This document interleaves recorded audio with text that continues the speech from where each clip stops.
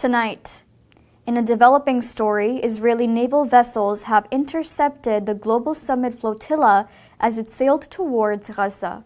You're watching Muslim News Canada on Muslim Network TV. Assalamu alaikum. I'm Elia Batul.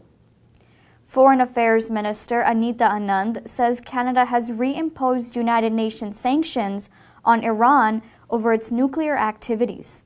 Speaking in Ottawa, Anand said the measures include trade bans, an arms embargo, and restrictions on nuclear technology. The move follows the UN snapback process triggered by France, Germany, and the United Kingdom. The process ensured that sanctions are automatically restored if Iran breaches its nuclear commitments. Ottawa says Iran's continued pursuit of its nuclear program poses a serious threat to global security and violates its obligations to the International Atomic Energy Agency. Canada and other G7 nations have pledged to fully enforce the renewed sanctions.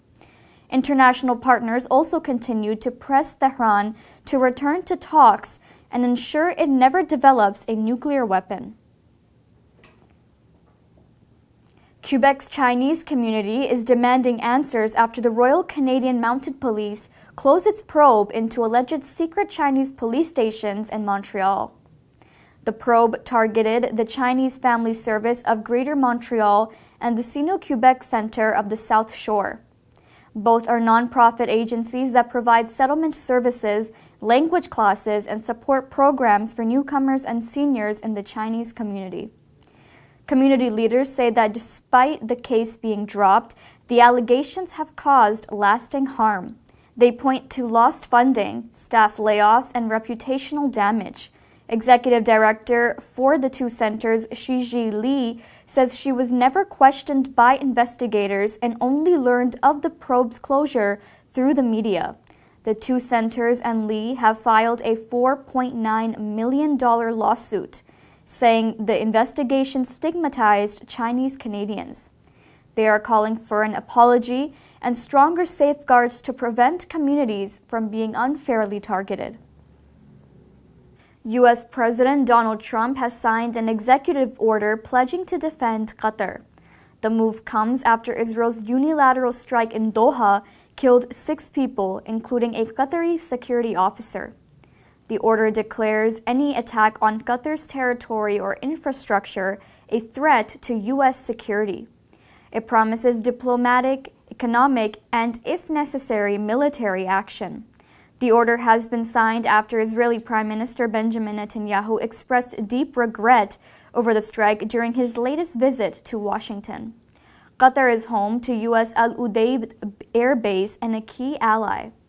The scope of Trump's pledge remains uncertain since it lacks Senate approval.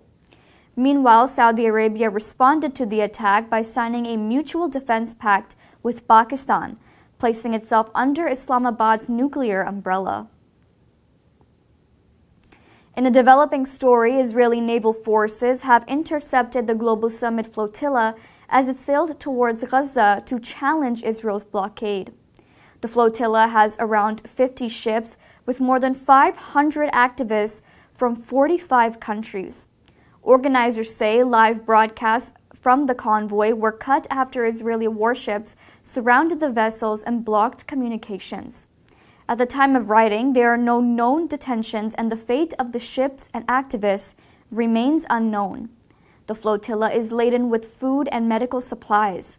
It set sail late August and was expected to reach Gaza's coast tomorrow.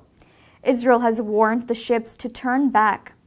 Gaza remains under an 18-year blockade, tightened earlier this year. So far, Israel's genocidal war has killed nearly 70,000 Palestinians. Thank you for watching Muslim News Canada. We are a community channel dedicated to bringing you stories you can trust. Please like, share, and subscribe to our content. You can also comment to let us know what you think of our coverage. You can donate now by visiting muslimnetwork.tv/donate. For more content, keep watching Muslim Network TV.